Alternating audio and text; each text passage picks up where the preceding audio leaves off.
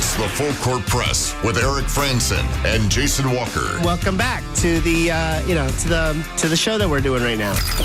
Following the local teams, breaking down the biggest games with in-depth analysis and team interview. Join the show by calling into 435-752-1069 or text 435-339-0321. It's the Full Court Press. Pros, answer. Yes! Caught! Touchdown! Did he get it?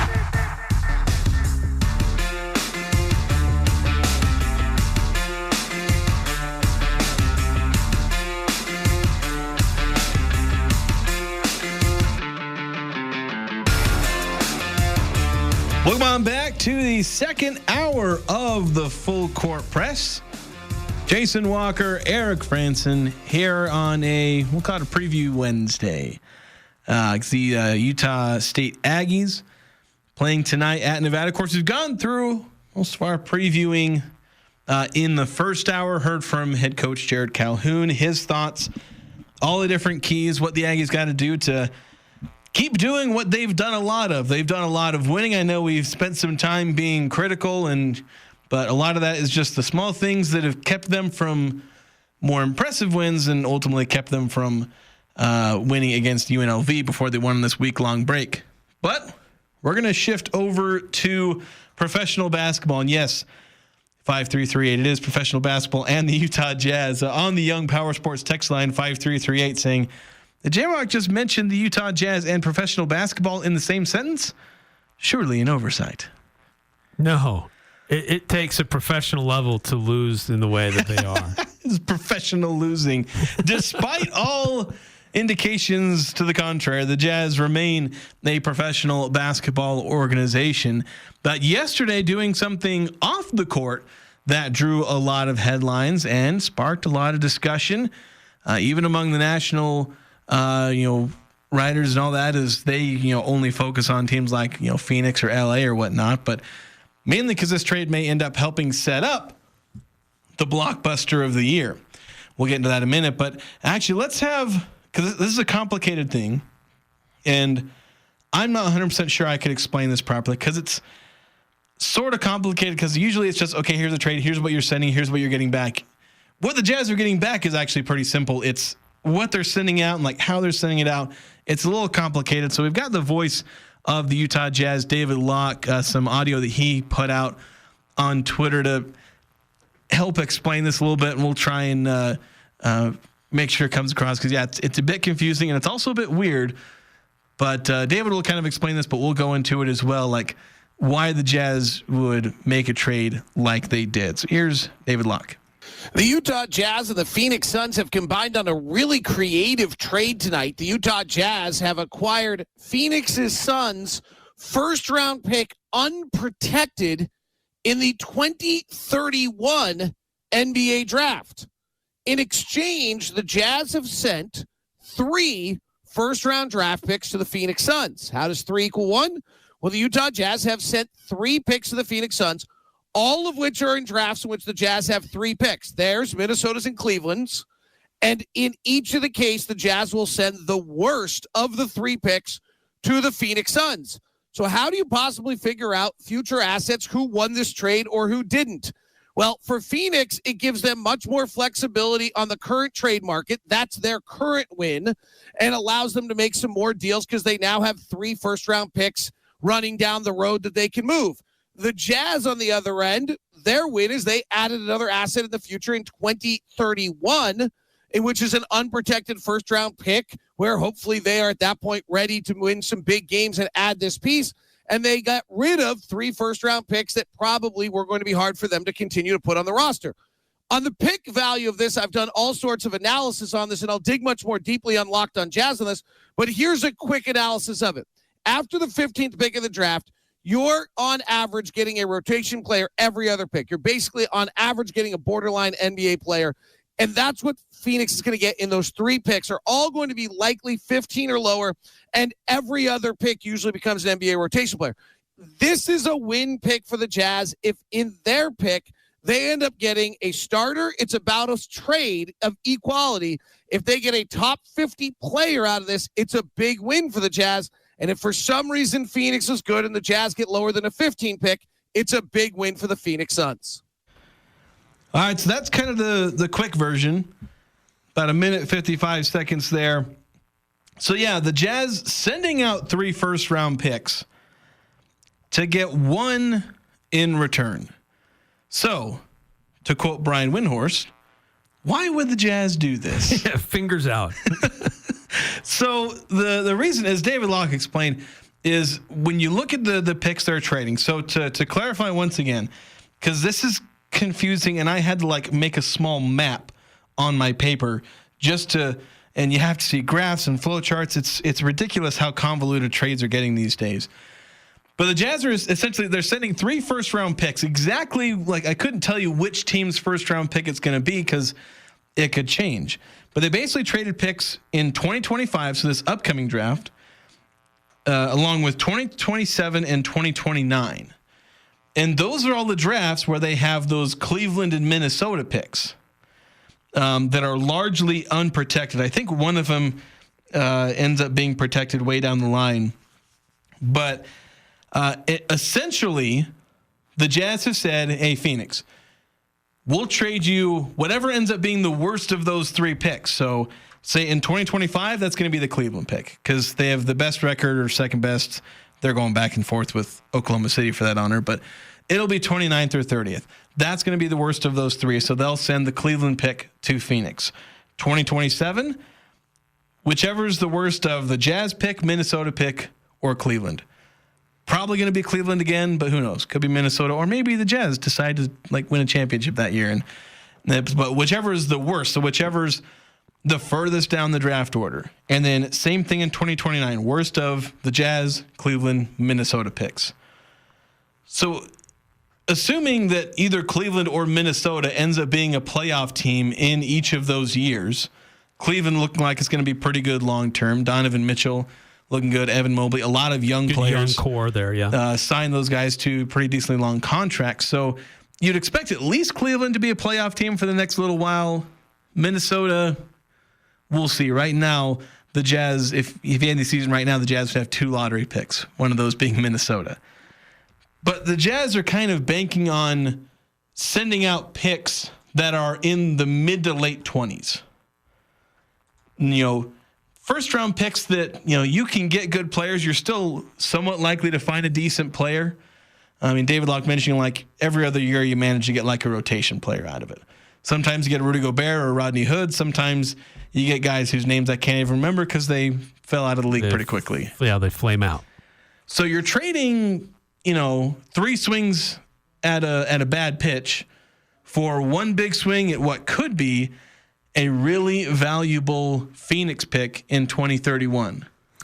Yeah, what we don't know, 2031, that's 6 years from now. Yeah, we're talking about drafting kids who are currently in middle school. Utah State will have gone through 3 more coaches by then. Probably. But what this is an opportunity to kind of hedge your bets on guys that are going to be drafted late in the first round versus an unprotected from Phoenix. Who knows what the Suns are going to do and what they're going to look like. But also, look what Utah has, right? Before this trade happened, they would have had the last 2 years.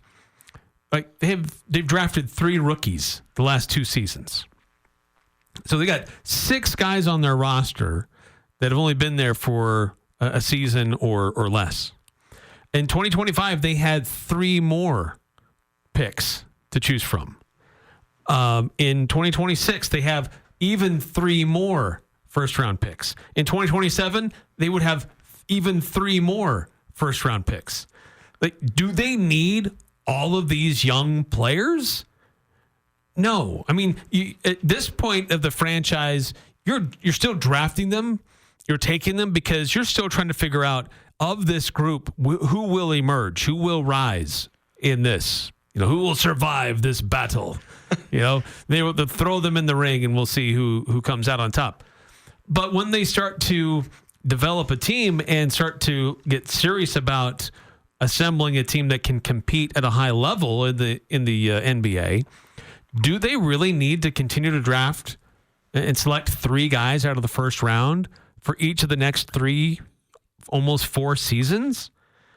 No. And as Danny Ainge talked about earlier, when this was starting to happen, it was all about accumulating assets and using those as leverage. Sometimes that's finding veteran players that you resurrect their career and you increase their value, and you're able to send them off for something else. Sometimes it's using draft picks to go get somebody that you want rather than drafting and developing. You use those future picks to go get something that maybe you can't develop. Maybe you can't entice a certain person to come here via free agency, but you use your future assets to go and get who you want. So Utah has all of this at their disposal, and do they really need all of these picks? Yeah, they still have 12 picks over the next 7 years. Somebody was saying 11, but every time I counted, I came up with 12. So that's what I'm thinking they have. So they have 2 this next year, 1 next year. They could swap it with Cleveland or Minnesota, but that's probably not going to happen. They have 3 in 2027, 1 in 2028, 2 in 2029, 1 in 2030, and 2 in 2031. Every time I added that up, I got 12. So, however that adds up, but yeah. And it's interesting because you mentioned, like, do we know what Phoenix is going to look like in 2031? Well, the real answer is no. But there is a pretty big assumption that Phoenix is not going to be all that great in 2031, because when I was looking through their own, future draft assets, well, it's barren. There ain't nothing there. Hardly a second round pick. None of they don't really fully own any of their first round picks because they've traded all the ones they can just outright trade, and then they have pick swaps on all the rest. Because every team, you can only trade picks every other year because there's a rule you can't trade picks in consecutive years. You can do swaps, so you can have a first round pick, but maybe somebody else swaps it. I think Brooklyn and Washington tend to own a lot of the swap rights over the next 5-6 years. So 6 years down the line, well, Kevin Durant's not going to be in there. He's probably going to be retired because he'll be 41, 42. Devin Booker, assuming he's still there, because who knows, they may have to sell him just to recuperate something. Kind of what Brooklyn did. They had nothing. Then they took all of Phoenix's picks when they sold Kevin Durant to them. And then, James Harden, they sold him as well. So, but Devin Booker may be the only way to recuperate. But even if they just keep him there, he'll be 34. He'll be entering the twilight of his career, kind of the tail end where he's not going to be as effective anymore. Bradley Beal, he may be getting traded anyway, but he's in his 30s. If they trade for Jimmy Butler, which is what all the discussion is, Jimmy Butler's 35, 36. And a bunch of their other key players, Yusuf Nurkic, a bunch of these other guys, they're all in their 30s and going to be long gone, either retired or not effective anymore or not with Phoenix. Right, in their twilights. Yes, and they're in salary cap hell right now, trying to figure things out. So they have no draft picks, no cap room, aging players, and right now they're 21 and 21. With all these guys, they're a 500 team. They're in the play-in. Actually, they might not even be in the play-in. They might be just outside of the play-in.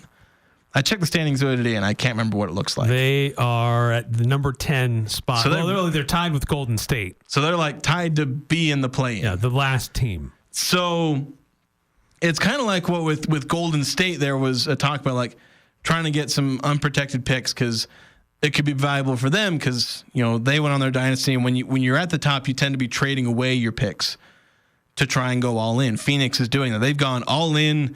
As all in you can get. They've gone all in and they've bought a few extra chips so they can go in a little bit more. So that pick, I know it's 6 years down the line. A lot can happen in 6 years. Maybe they get lucky with one of their pick swaps and draft an MVP at 28. But they could be a horrible team. It was like with the Boston Celtics. They were feasting off of the Nets' terrible picks for years. I'm pretty sure that's how they got one of or both of Jason Tatum and Jaylen Brown.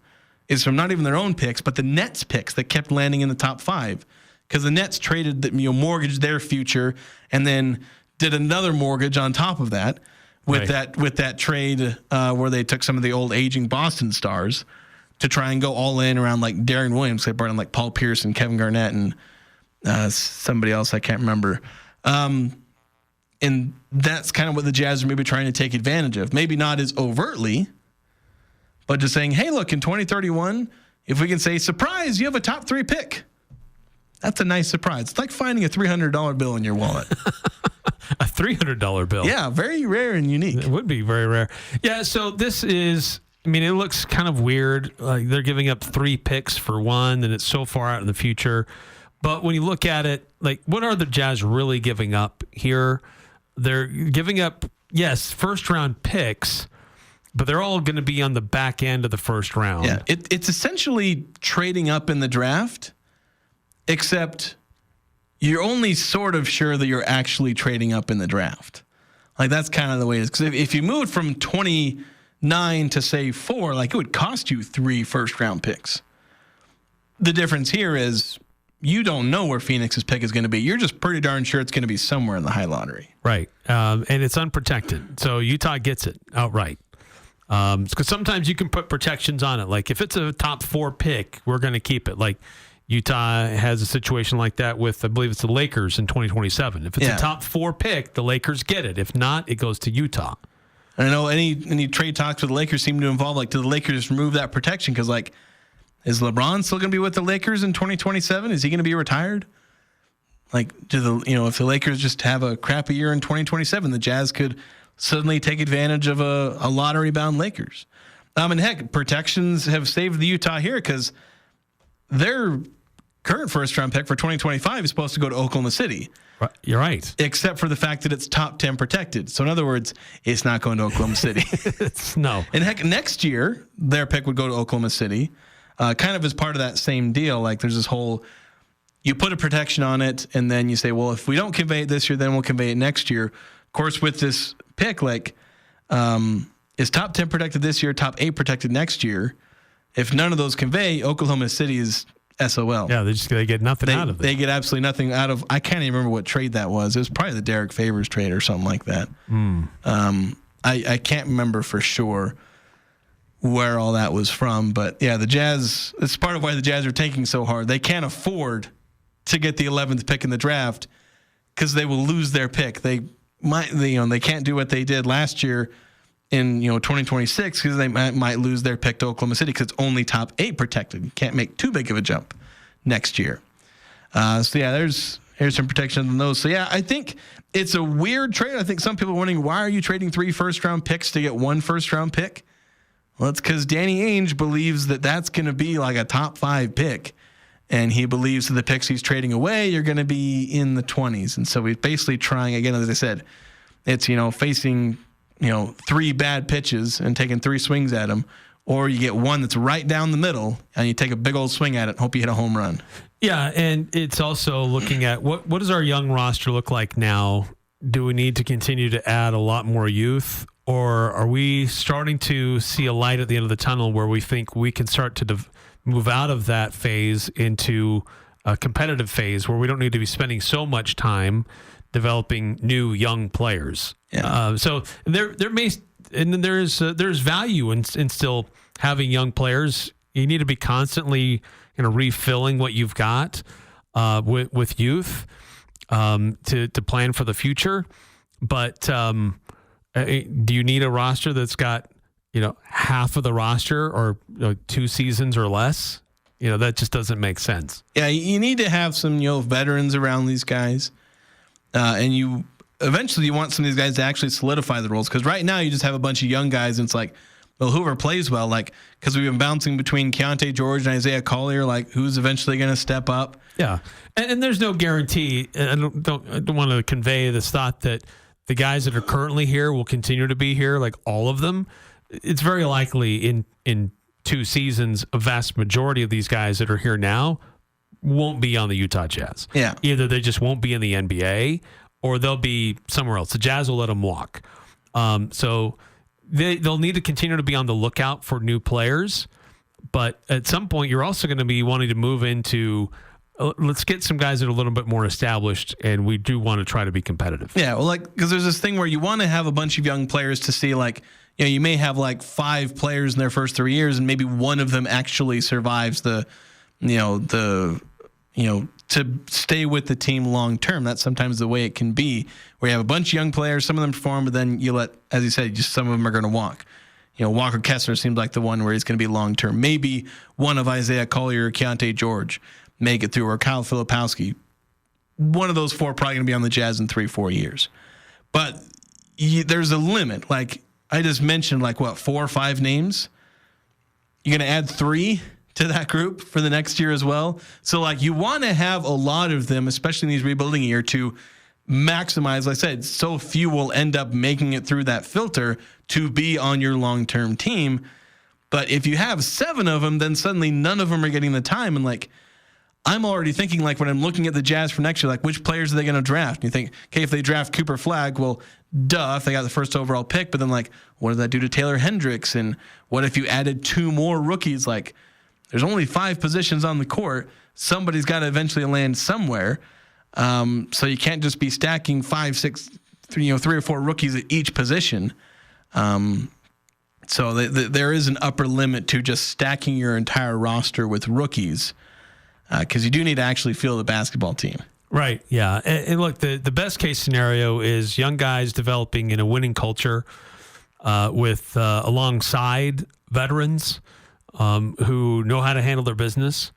And so that's been really hard this season. Frankly, the last few seasons have been tough because that's not what we are normally watching with Utah Jazz basketball. But the Jazz were, a few years ago, the Jazz were in the situation that Phoenix is in now, where you've got a lot of talented guys on a roster, but you have no future picks. You're kind of locked in the situation with contracts. Is your future going to get any better, or do you sell high while you can?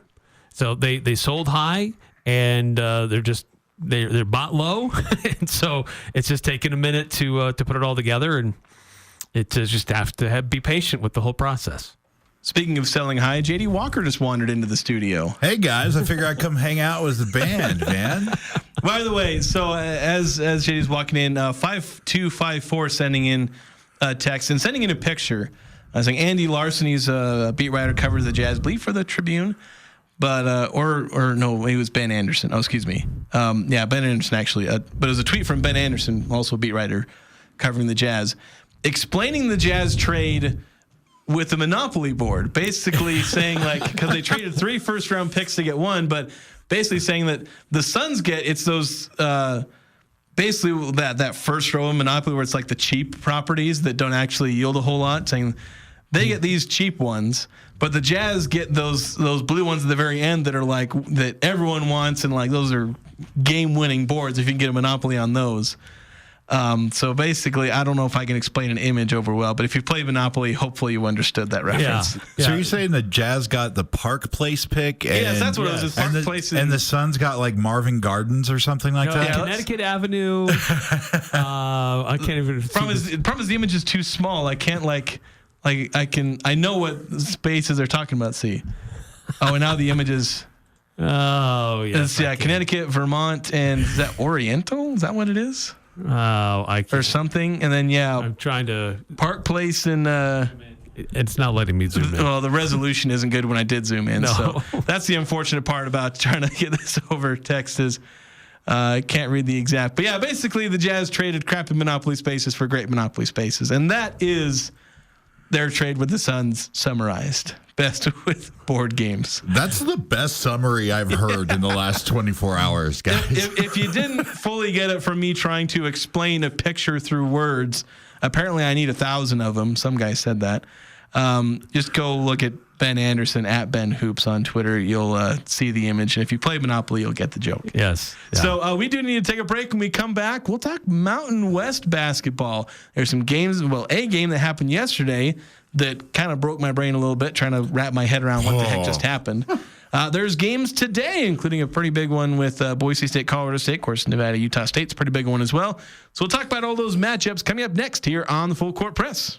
Happy winter. This is Mark at the Sportsman on Main Street, where we make winter fun. We are your ski, snowboard, snowshoe, and cross-country ski rental shop. Come in and rent for the day or longer and have a great time outside. We also have great deals on new skis, boots, bindings, underwear, and outerwear, so you are comfortable playing in the snow. See the Sportsman for the best deals, the best service, and most unique products you will find for the outdoors. Only at the Sportsman on Main Street in downtown Logan. Are you looking for compassionate and reliable care for yourself or a loved one? Look no further than Aegis Home Health and Hospice. I'm Tom Sherlock, a licensed social worker, part of the dedicated team of professionals committed to meeting the needs of our community. Voted best in Northern Utah 2 years in a row, we pride ourselves on delivering exceptional service that you can depend on. We're here to ensure comfort and dignity every step of the way. When it comes to your health, choose the agency that Northern Utah trusts the most. Choose Aegis. Visit myaegis.com or call today 435-723-9000. Hi, Cache Valley. This is Dan Newmeyer at Blue Sky Restoration, formerly ARS. Do you know what to do if you are experiencing water flooding inside your home? First, make sure everyone is safe, turn off the water, and call Blue Sky. Do you know where the water shutoff is at in your home? If you don't, call Blue Sky and we'll send out a representative for free to help you find it and tag it so you can be prepared if an emergency arises. Remember Blue Sky, restoring your property and your life for a brighter tomorrow. Talking the sports you care about. The Full Court Press on Sports Talk Radio, 106.9 FM, 1390 AM. The Fan.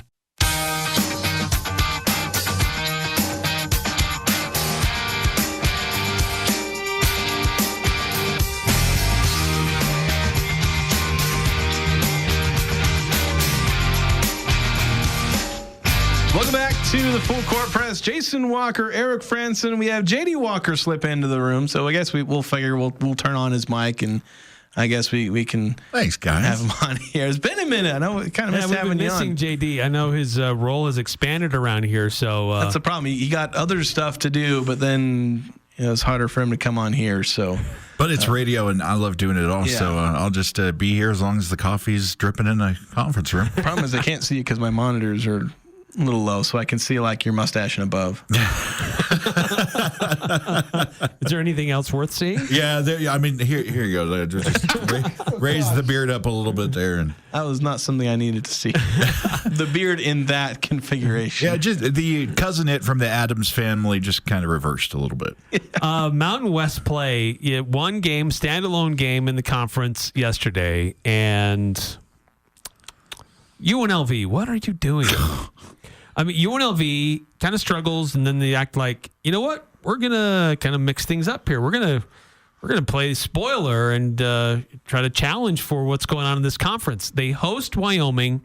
Cowboys go down and beat UNLV 63-61. And if I'm not mistaken, this is like the first time in a long time. I think Wyoming tweeted it out saying it was the first time they'd won at UNLV, against UNLV specifically, since like 2003.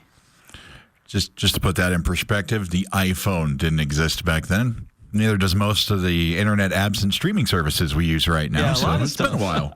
It's been a minute. I was only about 8 or 9 at that point. So UNLV was favored by 8.5, but Wyoming came shooting the lights out from 3. Obi Agbin, 7 of 16 from the field, 5 for 9 from 3. And Wyoming really took it to the Rebels, which again illustrates it's tough to win any night in the Mountain West. And it's like you basically Wyoming and UNLV are basically the two wild cards because you kind of know that Fresno State, they're going to be inconsistent. Maybe they'll push you if they have a big offensive game. San Jose, they did surprise New Mexico, but I think that's going to be pretty rare. They're not going to surprise as many teams. Air Force probably not going to catch anybody off guard. They'll be lucky to win more than 1 or 2 games in the Mountain West, if at all. But Wyoming and UNLV seem to be the surprise teams. And, of course, when they go against each other, they end up surprising us. But, yeah, the whole thing with UNLV, after getting blown the heck out in back-to-back games, they go and beat a ranked Utah State team, go to Viejas and beat San Diego State, an incredibly hard place to win against a good team, and then they lose at home to Wyoming. A team that they haven't lost to at home since 2003. Even in some of UNLV's mediocre and worse years, they're still always beating Wyoming at home. And I know Wyoming tried their absolute darndest to lose that game. I had a tweet prepared about UNLV losing with 2 minutes to go, and Wyoming was up by 7. And my gosh, They went from like being up 7 or I think it was they were up like 9 because UNLV went on like a 7-0 run in the last 40, 50 seconds of that game. Wyoming kept turning the ball over, missing free throws, so much so like Obi Agnew has a big game. He missed the front end of a 1-and-1. Their best free throw shooter misses the front end of a 1-and-1. And imagine Ian Martinez missing the front end of a 1-and-1 with a few seconds left. If he had made both free throws, that would have iced the game. They would have been up 4, but he misses it. UNLV goes down the floor, and you give Dayton Thomas a chance to do a turnaround pull-up jumper, a shot he can very easily make, and that could have sent the game into overtime. And the way Wyoming was playing, they probably would have lost that one. Like Wyoming did their absolute darndest to lose that game. Yeah, they had an 11-point lead with 2.5 to go. Yeah, just absolutely nuts. Like, so that's like when I was preparing the two, I was like, UNLV lost. And I was like, let's not hit send yet, which ended up being the smartest decision I made that night. I guess I wouldn't have gotten burned, but it was, I would have almost gotten burned by that. Sundance Wicks, I tell you, it's a trap. It feels like the Cowboys are going to be a trap anytime they show up on the schedule. Yes. We had them. They held us close. Here, yeah. Yeah, it seems like they get up and they match their opponent's level, or UNLV, just when everybody was believing in them and Vegas is like, we've got a football team and we may have a basketball team again. And then UNLV just says, just kidding. Yeah, they're just starting to pretend like, hey, maybe we'll push toward like at large. Maybe we have a decent chance at winning the Mountain West tournament. It's like, no, you lose to Wyoming. So it's just weird. But yeah, Wyoming is interesting because like they play really big. They have a lot of big guys. And that was one thing when I talked to Coach Wicks at Mountain West Media Day is like, they're going to play big. And that was their identity. But they play big, but they've also got someone like Obi Agnew who's a scorer. He's one of the best scorers, probably the most underrated scorer in the conference. Where he's up there, he had an injury, so I think he missed a couple of games. I think one of those is where they nearly beat, was it Boise? Or no, it was nearly beat New Mexico. They nearly beat New Mexico without Agnew. But they have him, and he's able to provide them that perimeter scoring, outside shooting. I think saw somebody tweet out that he's like one of the top 3-point shooters in the nation as far as percentage, and he shoots it at a pretty high volume. So just an incredibly dangerous player. And if they've got that size, like they're struggling with inconsistency. They're struggling to get offense maybe outside of Agnew. But they're a team that has enough pieces that if they put it together, they can, they've kept it close with basically all the best teams in the conference. They kept it close in the Spectrum. Dang near beat New Mexico, beat UNLV. Like, they are a walking trap game. And it almost has you terrified for when Utah State has to go to Laramie, where they've typically not played particularly well. They've gotten enough wins in Laramie. That's not been a huge problem.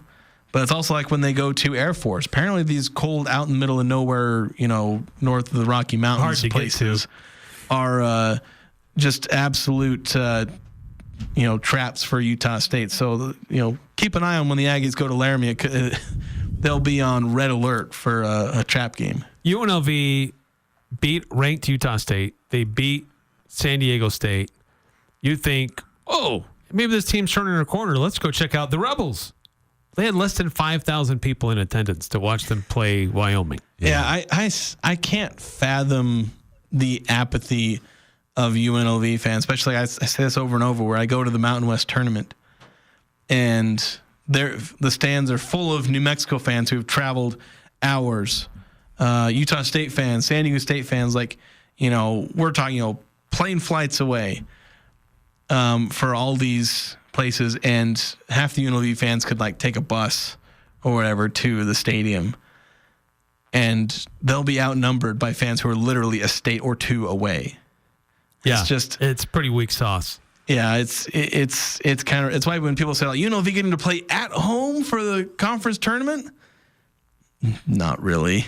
It's very fair weather. Like when the Rebels are doing great, everybody loves the Rebels. I remember during Kruger Senior's run through, he had a pretty magical season down there, and people started to turn up, but it's one of those things, even harkening back to football, they were playing marquee matchups, and they were still having problems getting people into that stadium. So, and the Thomas and Mack, not exactly in the greatest area of Las Vegas, so taking a trip down there, most Vegas locals know that, the body armor comes out after the sun goes down. Yeah. Like they should be at least put some people in Allegiant Stadium. Mind you, I wouldn't blame them for not even coming close to filling that stadium because we're like 60,000 capacity or something. Yeah. They're not going to fill that because unless you're like one of the Power 5 schools. But at least have better attendance than Utah State. Of course, maybe I should double check before saying that. Do they have better attendance? I know they showed up for the Mountain West Championship game a couple years ago. Yeah, for a few games. But I think some of those were probably Boise State fans because they got like 29,000 people in there for the Mountain West title game when they hosted it. But a decent chunk of those were probably Boise fans. Is it hosted at the Thomas and Mack still? The Mountain West tournament? Yeah. Yeah, yeah, it is. It's really weird. The T-Mobile Arena's there, and the thing is, the Pac-12 has owns the there. Pac. I remember the Orleans. They used to do a lot at the Orleans Arena too, but that was kind of the WAC used to do that. Yeah. So when Utah State goes to the Pac-12, they're probably they are gonna change venues for the conference tournament. Most likely, I'd imagine they'll still do it. Oh, the T-Mobile Arena compared to Thomas and Mack. Woo. It's night and day difference. I mean, it's just the technology. It'd be like going from Sam Boyd Stadium, where the Rebels used to play back in the day, which is basically a cement structure and a dirt lot, to Allegiant Stadium today, which is the Death Star and has the top of everything. And T-Mobile is just awesome. The Knights play there, and of course, I've seen some Ducks basketball there too. It's a great venue. Yes, I've not been. I've been to the Thomas and Mack now 4, 5, 6 times, but. Yeah, usually just the media room is just set up in one of those gyms. I know it's a facility they use for the NBA Summer League. Yeah, they do. But been there a lot for that. It functions there. There's a bunch of gyms there, so I guess that's how they're able to. But it is fun to watch Summer League and be like, oh hey, I recognize that. So it's a busy night in the conference tonight. Is besides Utah State and Nevada. Look, all the games tonight in the Mountain West are nationally broadcast. CBS Sports Network has a doubleheader. Starting off with Boise State at Colorado State. Boise only favored by 1.5 points.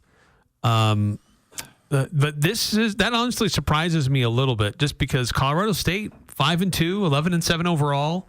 Boise State 13-6, 5-3 in conference play. I think Boise probably has a stronger resume, and that's probably why they're favored. But don't sleep on Colorado State with Nick Clifford playing healthy, and that team's coming together a little bit. That'll be a very interesting game at 6. That'll be starting here shortly.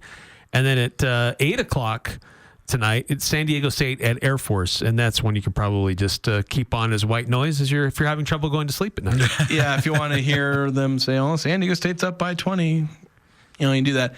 Yeah, with the Colorado State one, that's a big one to pay attention to, especially because Colorado State looking for that signature win in conference play. They did start out with Nevada, which felt like a bigger win for them at the time, but since Nevada's kind of fallen off, it lost its luster. But their other wins in conference play, it's San Jose State, Fresno State.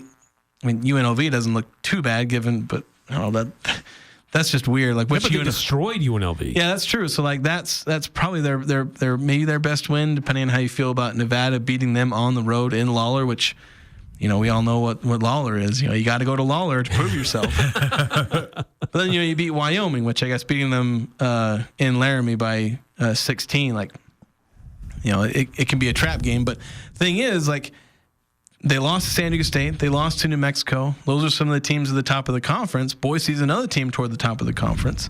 They're going to want to get that signature win, especially since it's at home. So they're going to be pretty motivated. Of course, Boise State, they're coming off a pretty embarrassing loss to New Mexico. They've lost 2 of their last 3. In fact, they've lost 3 out of their last 5 because they're kind of facing the same problem where all of the big teams they're facing. They lost to San Diego State, lost to Utah State, lost to New Mexico. And the teams they've beaten in conference play are Air Force, San Jose, Wyoming twice, and UNLV. So isn't that the preseason Mountain West Championship Boise State Broncos that have dropped 3 out of the last 4? I do believe it is, yes. Okay, all right. Yes. Just checking. That would be them. Yeah, so this is a game really to kind of separate like who is still in contention. And they're still kind of in the pretender phase. I don't know if either one is a contender right now, but this is to separate if they're a pretender or just hoping for a NIT opportunity. Yeah, the winner basically gets to say, hey, we're going to be in that top 4 or 5. Yes. And the loser is going to, theoretically they could get back there, but it's going to be a pretty big blow because they'll have basically lost every game against a good team in the conference, and the other one will have lost most but not all of them. So a lot at stake here for both teams. I do believe we need to take a break. We're a little overdue for that, so we're going to go ahead and hit that, and we'll be back. We'll talk. We'll go back to the NBA. I want to ask about this whole Jimmy Butler situation. It's kind of a interesting, unique. Don't know if I've ever really seen it, at least since I've been following the NBA. So we'll talk about that next here on the Full Court Press. Let's start the new year right with a huge winter clearance at Daryl's Appliance. This is Jay with Daryl's Appliance. Overstocked inventory, display models, scratch and dent appliances, and more are being discounted to clear out for the new year. Plus, easily qualify for 12-month financing to spread out your purchase. See store for details. Only at Daryl's, where service always comes first. Daryl's, west on Airport Road, open until 6 p.m. on weekdays, 5 on Saturday. It's cold outside, but you can keep warm inside with a quality-built, super-efficient York furnace. Count on a furnace from York because it's backed by the strongest warranties available. It's just another way we install confidence. Call Advanced Heating and Air Conditioning, your local York dealer, at 752-7272. Online at advancedheating-ac.com. York, install confidence. We're not comfortable until you are. Advanced Heating and Air. This is Kyle at Advanced Door, and we guarantee every garage door we install for a lifetime, parts and labor. That's every door, every spring, every roller, every track, every motor. The entire garage door system guaranteed for a lifetime, parts and labor. We're Advanced Door, and we guarantee you'll be hearing this for a long time. Find out more at advanced-door.com. That's advanced-door.com. It doesn't matter who you root for. The Full Court Press has all the high school sports covered. The Full Court Press. Connect with us on Facebook, Twitter, and online at 1069thefan.com.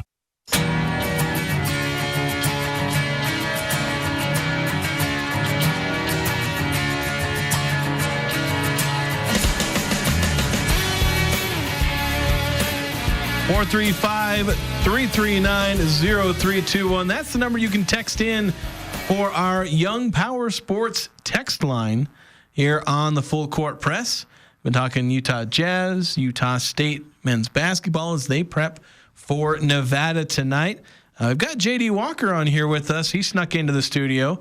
Of course, you'll be able to hear him later on KVNU alongside Stockton Jutes as they give more previews. So if you're need for Utah State preview hasn't been fully quenched, then Stockton and JD will have you covered there. I'll have Stockton do some slam poetry and stuff just to spice it up a little bit. He's been off the microphone for about a week, and he's antsy to get out there. It was a rough time the last time we were on the air, and we're looking to make things a little bit better tonight with a victory, hopefully. Can you ever have too much Aggie pregame?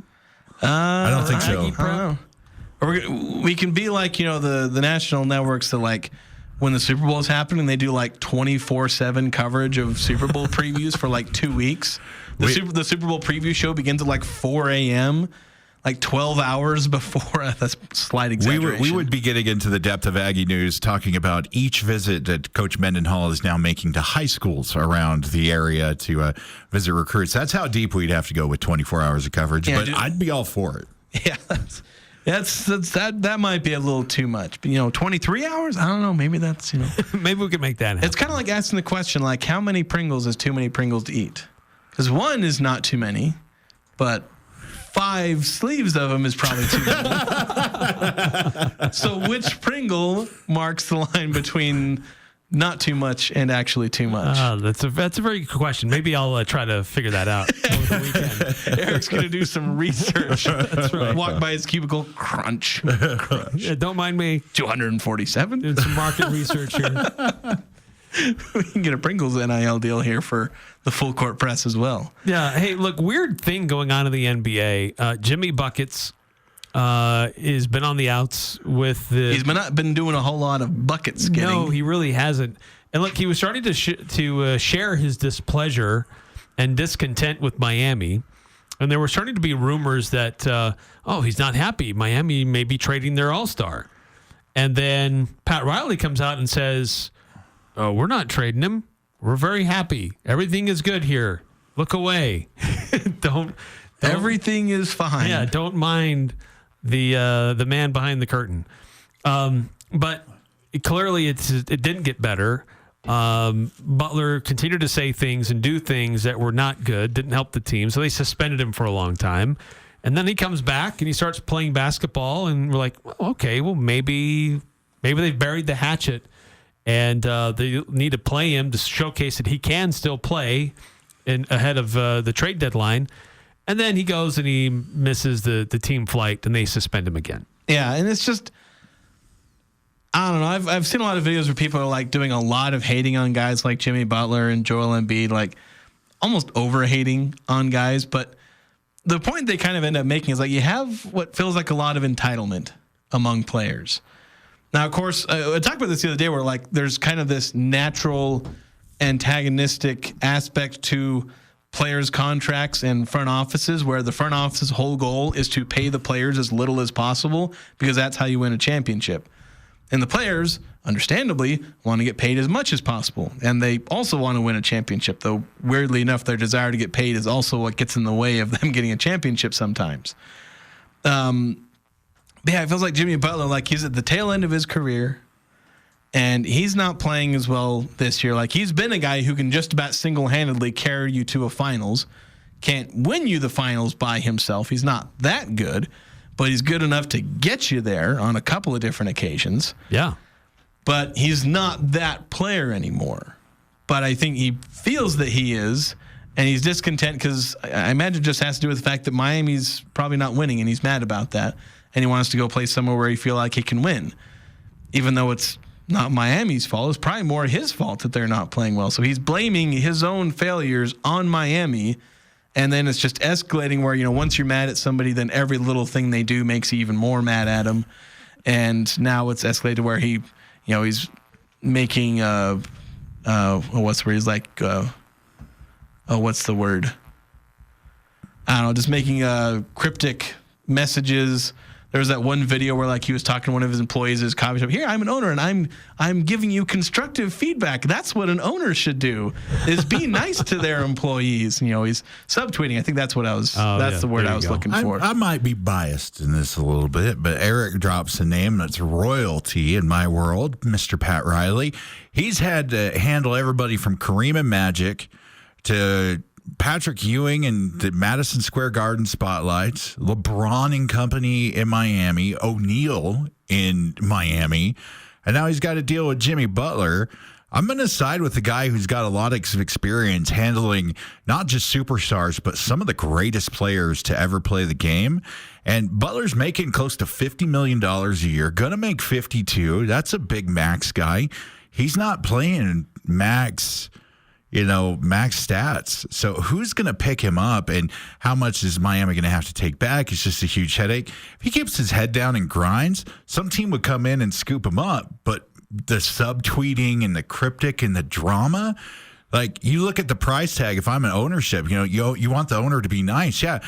I don't want to have some 16-year-old drama queen that's making $50 million. It's kind of washed up and on the back end of their career. You got to play nice in the game. You want to like subtweet and stuff. We'll keep suspending you and keep the money. But, you know, that trade with Phoenix that the Jazz made, I heard a lot of speculation that was giving giving Phoenix some firepower to go get him. And I don't know about you guys, but any team that adds Jimmy Butler to the mix, I feel like that might be napalm for some of these situations. Yeah, it doesn't end well, but I like what you said where you brought up all the other guys Pat Riley's dealt with. It feels like dealing with Jimmy Butler is almost easy mode after dealing with egos like Shaq and LeBron. Yeah. But it's like Miami has this nice Ferrari, and it's in the garage.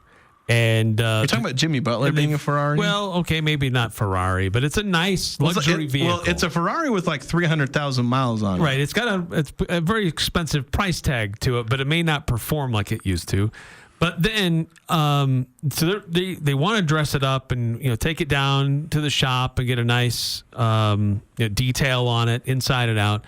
And then, they hand the keys to the car to the 16-year-old who just got his driver's license, and he decides to go driving it through the mud and doing donuts, out in the mud and getting it all dirty and messed up. And they're like, "What are you doing? We're trying to shine this thing up so we can sell it, and you just devalued it, made it look worse." And so Miami was, if they wanted to deal Jimmy Butler, they needed him to play nice.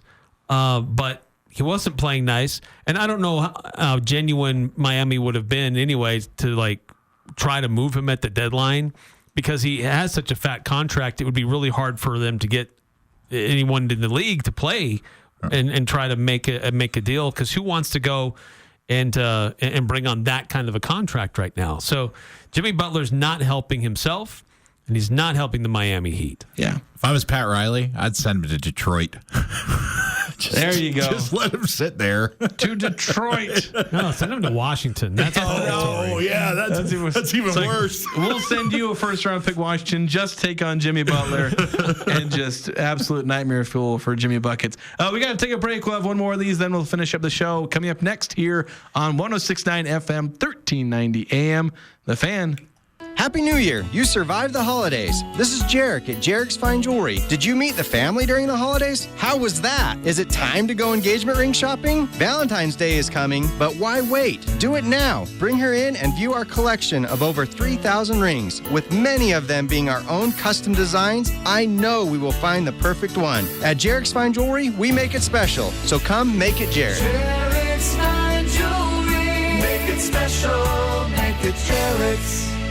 Many Aggie fans like to go to the game. Some fans love to yell at the TV, and all fans like to wear a shirt or a jacket with their favorite team's logo. Aggie fans find the best selection of USU logoed apparel at Locker 42. Find yourself an Aggie t-shirt for $10. Locker 42 features Aggie logoed hoodies, jackets, and golf shirts, and a hat wall with over 40 styles. Women's specific apparel, youth sizes for the junior Aggie, and toddler and infant Aggie items as well. Locker 42 is a store for Utah State fans by Utah State fans, and proud to be part of Aggie Nation. From the land you love to the jobs you do. This time of year, the farms, ranches, and fields might be quiet, but if you make your living off the land, the real work is just getting started. Now is the perfect time to prepare for the busy spring ahead. Cash Equipment can service or repair almost any tractor, make, or model. Don't wait until the fields are calling. Beat the spring rush. Visit Cash Equipment in Hyde Park and online at cashequipment.com. Cash Equipment's here to see you through. Join the show by calling 435-752-1069 or text 435-339-0321. It's the Full Court Press with Eric Frandsen and Jason Walker.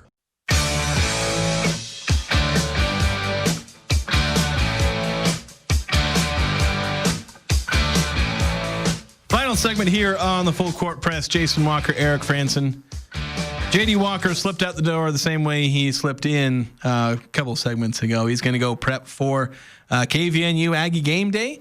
So if you guys want to hear some great Aggie coverage as they'll take you through the hour leading up to the beginning of the Utah State versus Nevada game. Of course, they'll hand it over about 15 minutes before the start of the game to the guys at Learfield to call the game. We'll be able to hear the game on KVNU. But I should say the bump music, I was going to make this comment, perfectly titled for this the subject of the last segment, song titled Problem Child. Oh, yes. Yes, very, very appropriate. Talking about Jimmy Butler. 9315 on the Young Power Sports text line saying, talk about the old maid, are we of the NBA? I don't know if that's the Jimmy Butler or Pat Riley. Talking about the old maid, are we of the NBA? Not 100% sure. Not sure I follow there, 9315. Not 100%. We were talking about somebody who's acting like a bit of a problem child, so to speak. A prima donna for sure. Yeah, essentially. And a lot of NBA stars are like that. Sometimes you get some entitlement. You get some entitlement from fans. You get entitlement from owners. You get entitlement from players. Everyone is entitled in their own mind. They feel like they deserve what they get, and then they expect to have everything catered to them. Because we're all humans. We're all like that, aren't we? Yeah. Wanted to talk or finish this segment up or finish this show up. Something I came across today, ESPN's rankings of the top 100 college football players, which is a pretty small sample size to be making for, 134 FBS teams, 100 players per roster, essentially. That's a lot of guys to sort through. And I probably wouldn't read too much into the exact order because, what's the difference between 94 and 85, in all honesty? little hard to when you get into the weeds on how you determine these rankings. But it's interesting nonetheless to note, players out of the Mountain West or players that we got to see. Any Aggies on the list? No. The answer to that is no. My one thing was like, if Jalen Royals had played the entire season, do you think he would have ended up on this list? Because guys that are on there, Ricky White from UNLV, he was on there. Jackson Woodard, he was 75. Ricky White's a little further up the list, although I'm scrolling down as I go through this to refresh my memory on all the different players. But yeah, Jackson Woodard, obviously great defensive player. Linebacker. Ahmad Hassanin, defensive end for Boise State, comes in at 67. As I said, Ricky White on here. Yeah, he's at 59. And I think there were a couple more because Ashton Genty made it to number 2. Number 2, yeah. And Nick Nash, wide receiver at San Jose, coming in at number 24. So I would think that if Jalen Royals had finished and played a full season, I think he was just as good as Nick Nash. Yeah, and not better. And I think the one slight barrier is I don't know if he would have put up as crazy a numbers as Nick Nash. Probably similar to Ricky White, though, I think. Yeah. And I think that would have put him in the 90s, 80s, 70s, something like that.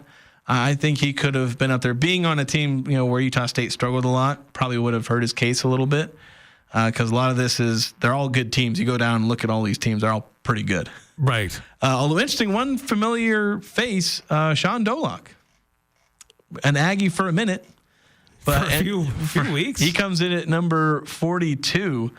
So he was a very good player for Buffalo, but obviously came to Utah State, got homesick, and understandably wanted to transfer back home to where he just felt more comfortable and what was better for his mental health. So nobody begrudges the decision, but coulda, woulda, shoulda. What might have been. Yeah, Washington State had a couple players on the list. Yeah, Mateer, their quarterback. John Mateer, the quarterback there, and then Kyle Williams, their wide receiver, coming in at number 77 on the list. Yeah, so obviously a lot of good players on the top 100 players of 2024. And of course they put Travis Hunter at the top because Heisman winner. So who else were they going to put up there? Yeah, not really surprising. But yeah, a little surprised that Jalen Royals wasn't on the list. I'm not. He got injured halfway through the season. Yeah, they're not going to put a guy who played 6 games on the top 100 players. Well, okay. That's why. Is he good enough to be on the list? Yes, but when a guy plays half a season, you're not going to put him on the list. That's just kind of the way it is. That's fair. I definitely think he's as good as guys like Nick Nash and Ricky White, but you got to put up the production or ain't nobody going to notice you as far as these kind of lists. That's the sad reality. But Jalen Royals, we'll be keeping an eye on this throughout the spring as we get further and further along his draft prospects. Of course, Spencer Petras SI wrote a draft profile on Spencer Petras, which surprised me. Well, and we're also getting into the quote-unquote all-star bowl games that are kind of pre-draft precursors as well, where some of these players get a chance to again, showcase their abilities in front of a bunch of NFL scouts. Yeah. By the way, a couple of texts, 9-5, he's referencing the old game where nobody wants the old maid card. I guess referencing maybe nobody wanting Jimmy Butler. Oh. If that's where the reference is coming from. And then 2947 saying Ike Larson didn't make that list. Bummer. Yeah, not a great season from him either, but maybe a chance next year. That's going to do it for us. Have a good evening, everyone. Sports Talk Radio, KLGN Logan, 106.9 FM, 1390 AM.